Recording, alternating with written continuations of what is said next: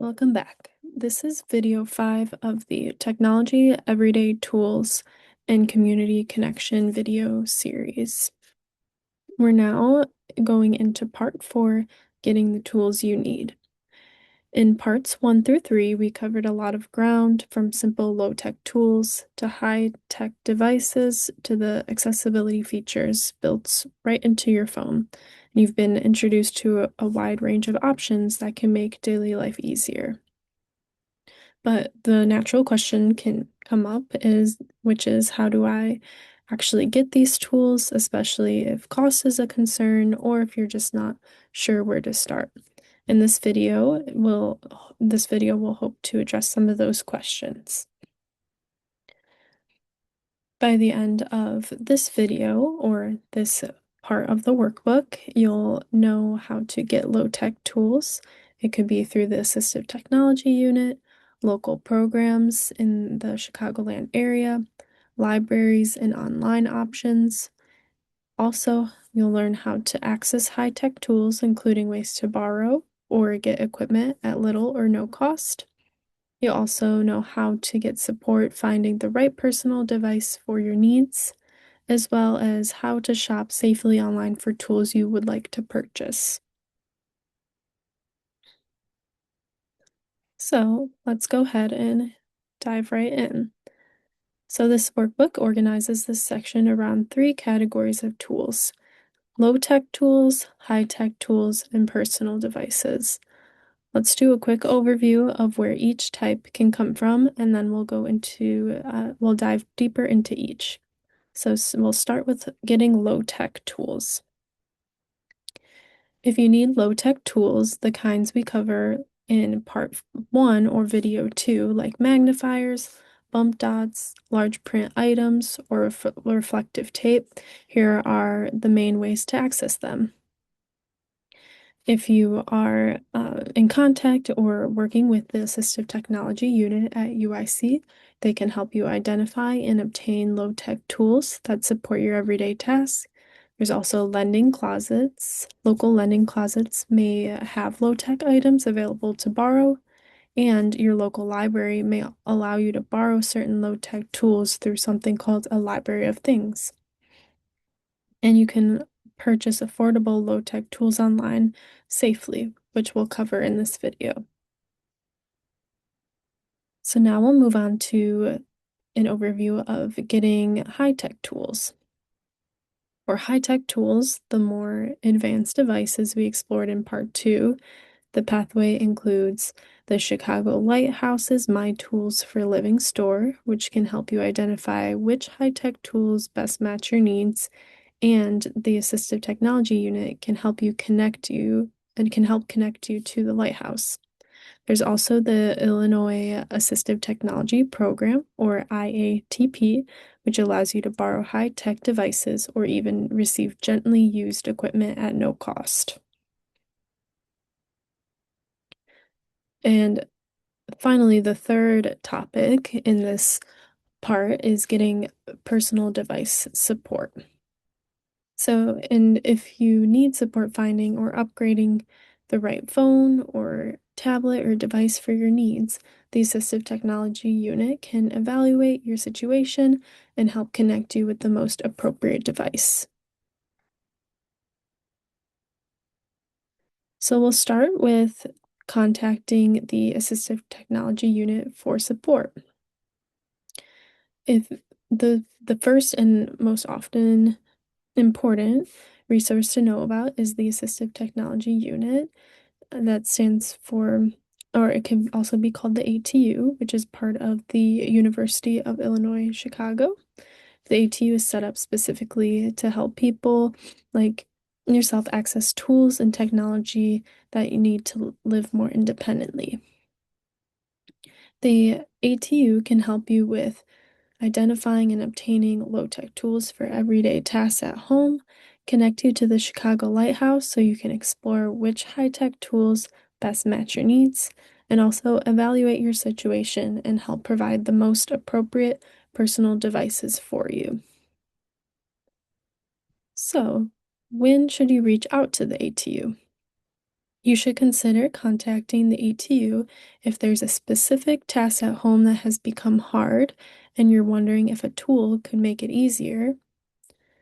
If you'd like to see if the ATU can provide low-tech items to help you, or if your current phone or tablet isn't meeting your needs.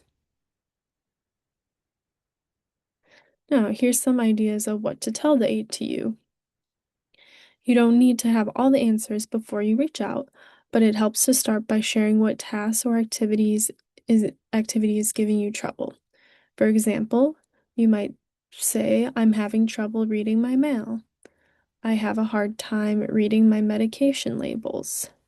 Cooking has become harder for me. I, I can't always see the stove settings. Laundry is a challenge. Using my phone has become more difficult. If you already know what tool or item you're looking for, you can share that too. And if you have no idea what you need, that's completely okay. The ATU can help you figure out what would work best and find a solution that fits your life and your needs.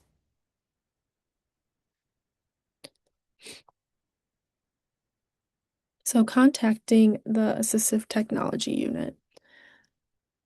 To answer depends on whether you are a Colbert or Williams class member and if you've had a Phase 3 home visit.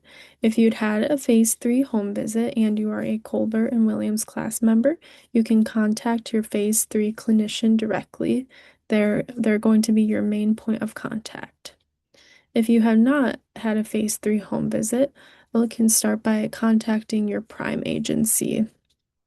And then for additional support, you can reach out directly to the Assistive Technology Unit's Colbert and Williams case manager.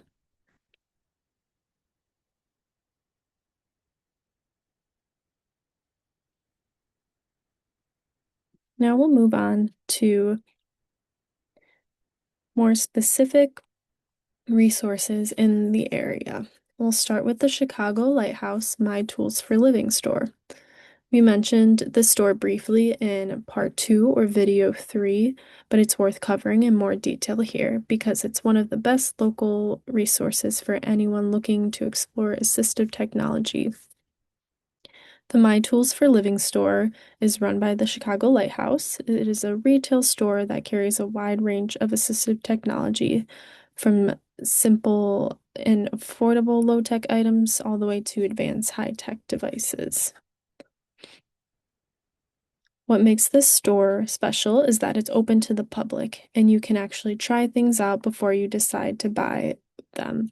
You can stop in, look at equipment, ask questions, and get guidance from staff who understand vision loss and assistive technology. Even if you have no intention of purchasing anything, just visiting can be enormously helpful. Knowing what's available puts you in a much better position to make informed decisions.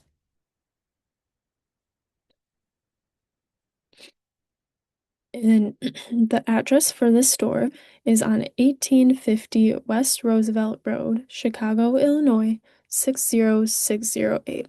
You can reach them at their phone number, which is 312-997-3683.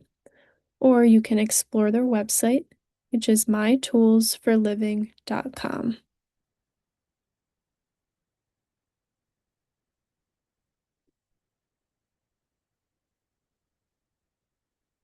One of the most important things to know, and something many people don't realize, is that you may be able to borrow assistive technology equipment or even receive it at no cost through special programs in the Chicagoland area. Let's take a look at 2 key programs. Starting with the Illinois Assistive Technology Program, or IATP. This is a statewide program that helps people try and access assistive technology. They have 2 main ways they can help. The first way is borrowing or through their device loan program. Through their device loan program, you can borrow low-tech or high-tech assistive technology for a short period of time to try it out before committing to anything. This This might include tools that make reading easier, like handheld magnifiers or talking devices, technology that makes text larger, like electronic video magnifiers, and devices that support other accessibility needs. If you're interested in borrowing, their website is displayed on the screen, or you can search it at deviceloan.iltech.org.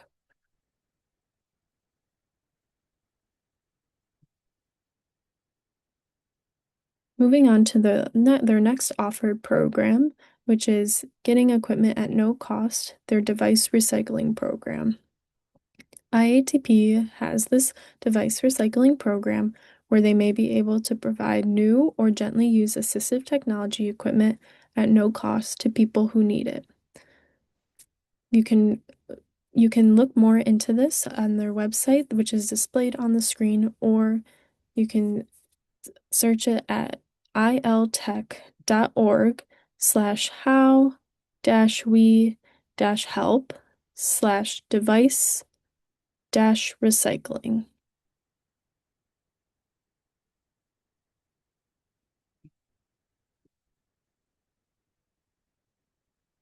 You can also contact IATP through their phone number, which is 800-852-5110, or you can reach out through email, which is iatp@iltech.org.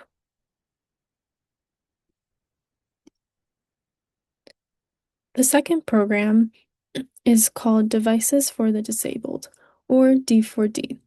This is a Chicago area organization that provides donated, gently used equipment to people with disabilities.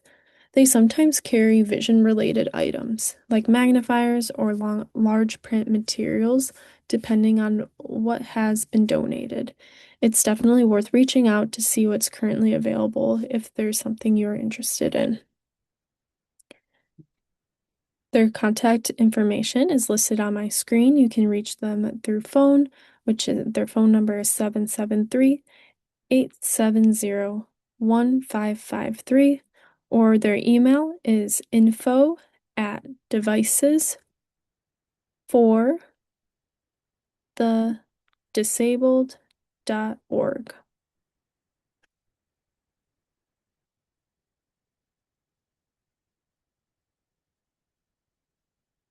So, if you're thinking on how to connect with these programs, there are two options to consider.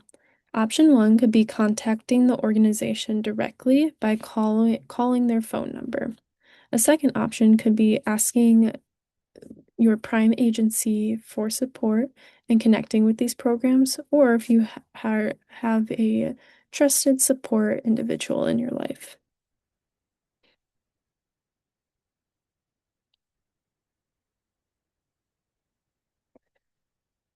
Moving on to another almost hidden gem that has a lot of resources, which is your local public library. Libraries have expanded well beyond books, and many of them offer two specific types of support that are directly relevant to what we've been covering in this workbook. Starting with a library of things or borrowing low-tech items. Many libraries now have what's called a library of things, which is a collection of items you can borrow, just like you'd borrow a book. For vision loss, this might include magnifiers or other magnification tools, large print reading materials, could be e-readers like a Kindle that has preloaded large print and audio options, and much more depending on your library. This means you can try out tools before buying them and are completely free through your own neighborhood library. Many libraries also offer one-on-one technology support, which can be incredibly valuable if you'd like a real person to help you with things like learning your phone's accessibility settings, downloading or using apps, or using a computer or sending an email or setting up an email. Some libraries have dedicated technology helpers or digital literacy programs available at no charge. A couple of options to check out in the area that have designated Library of Things programs include the West Chicago Public Library, the Chicago Public Library, the Lyle Library, and the Schaumburg Township. Their numbers and websites are displayed on the screen.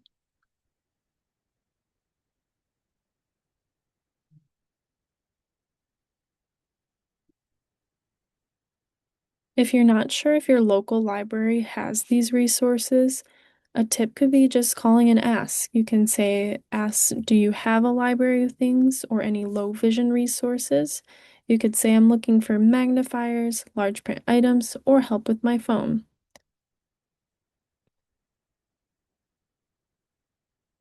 And moving on to an activity.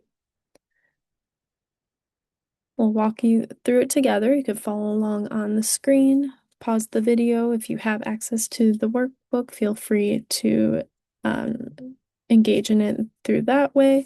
But we're going to explore options in finding your local library if you don't already know where yours is.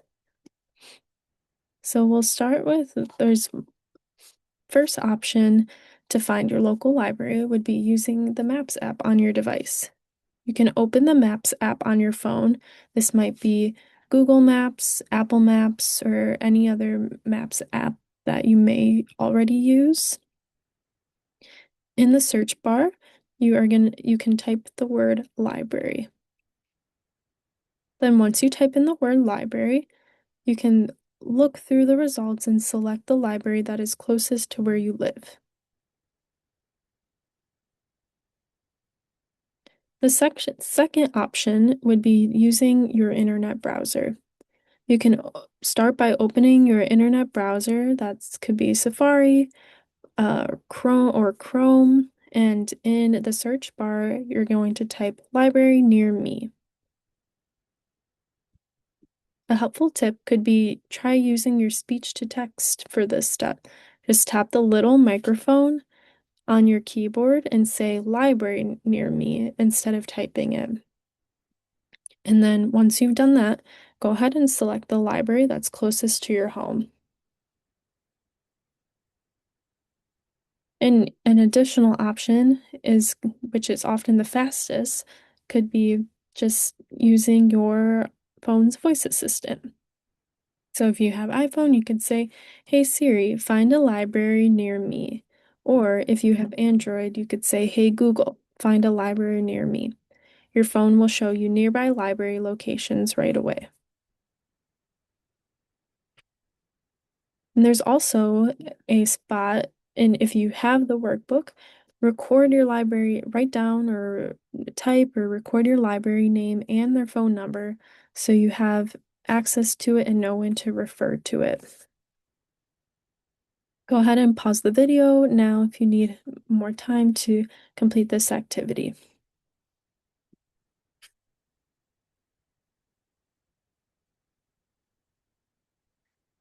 Now we're going to move on to shopping safely online for the tools you need. Another option for getting low-tech tools is purchasing them online. Shopping online can be a convenient and often affordable way to find items like magnifiers, bump dots, bold markers, or large print items, and much more. But it's important to know how to do it safely because there are websites and listings out there designed to take advantage of people. So let's go through 4 safety tips. When shopping online, first, we'll start with tip number 1 for shopping online. Use well-known and established retailers that most people are already familiar with. Some of these options may include Walmart, Amazon, Walgreens, CVS, Home Depot, or Lowe's. If you've heard of this store before in person or on TV, that's generally a good sign. Moving to safety tip number 2, watch out for ads and pressure tactics. Be cautious of websites or that use high pressure sales language. Things like 50% off, flash sale, or only 2 left in stock, buy now, or limited time offer, act immediately. Legitimate retailers don't pressure you to buy immediately. If something feels urgent or too good to be true, it usually is. For safety tip number 3, check reviews and ratings before you buy. Before purchasing anything online, look at the customer reviews and ratings for that specific item. A trustworthy product usually has a high rating, like 4 stars or above, and a large number of reviews, hundreds or thousands, not just a few. And if a product only has 2 or 3 reviews or a very low rating, be cautious. Safety tip number 4 is pay safely. When it's time to pay, use a safe payment method.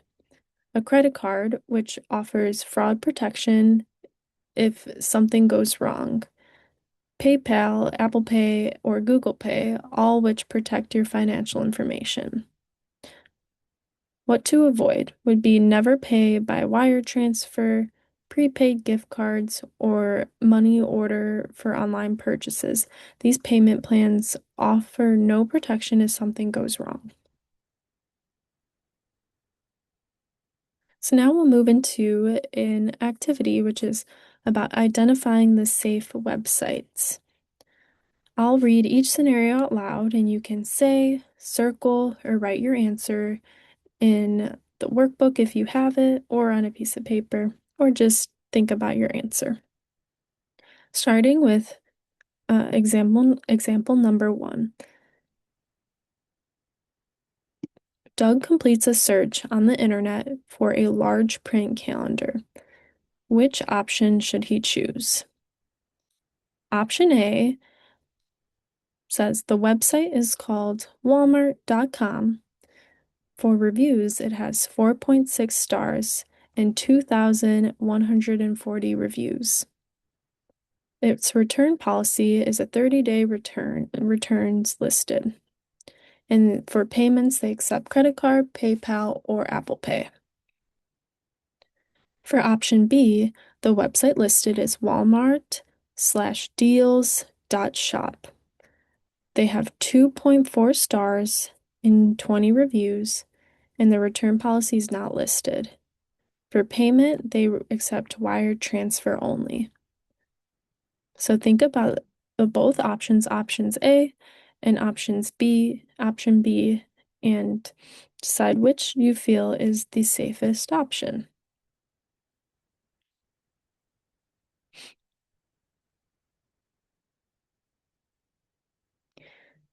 The answer here is option A.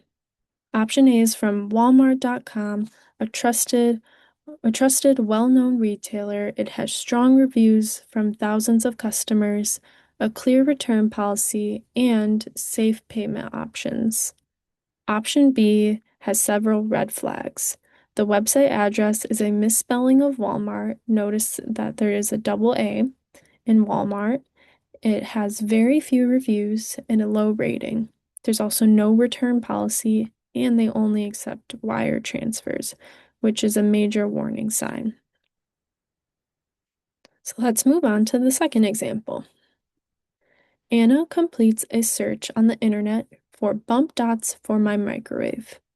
Which option should she choose? Option A says 50% off bump dots today, free shipping. The link is bestbumpdots/deals.shop. For reviews, it has 2 stars and only 1 review. For option B, it says bump dots/tactile markers. The link is amazon.com, or there's another link for walmart.com. The reviews are 4.5 stars with 5,000 reviews. Take a minute here and think about which option is the safest.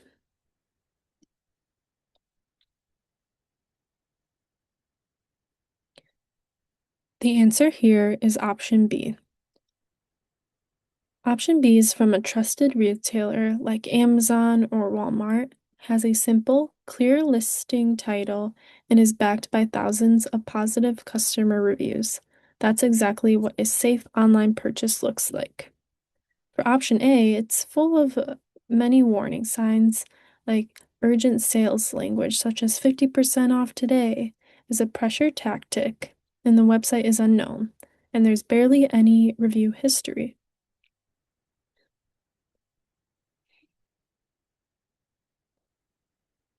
So that wraps up the final activity of this section and the section as a whole. You now have a solid understanding of the main pathways available to you for accessing assistive technology. So let's do a quick recap of what we learned. The ATU could be a good support for low-tech tools, high-tech referrals, and personal device support. The Chicago Lighthouse's My Tools for Living store could be helpful to explore and try out assistive technology in person. And then the Illinois Assistive Technology Program, or the IATP, could allow you to borrow devices or receive gently used equipment at no cost. Then there's devices for the disabled, or D4D, where you can explore donated or gently used equipment in the Chicago area. And then there's your local library for borrowing low-tech items and getting free tech support. And finally, safe online shopping for purchasing affordable tools from trusted retailers. In the next video, we'll move on to Part 5, Resources and Support in the Community, where we will explore organizations, services, and support networks available for people living with vision loss. We'll see you then.